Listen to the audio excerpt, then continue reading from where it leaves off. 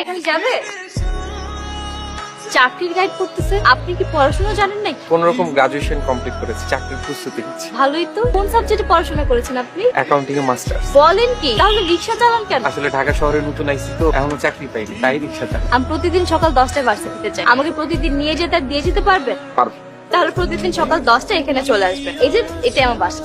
আচ্ছা আচ্ছা, এখন আমাকে একটু মেন রাস্তায় নামাই দিয়ে আসুন। আচ্ছা, ওঠেন। স্যার, স্যার ওঠেন। আমি এখানে কেন? রাস্তায় অজ্ঞান হয়ে পড়েছিল আর রিক্সাওয়ালা তোমাকে হাসপাতালে নিয়ে চিকিৎসা করিয়ে বাসায় ফেরত দিয়ে গেছে। আমার সাথে যে টাকার ব্যাগটা ছিল, আর সেই টাকাওয়ালা ব্যাগ রিক্সাওয়ালা ফেরত দিয়ে গেছে। কি বলছো?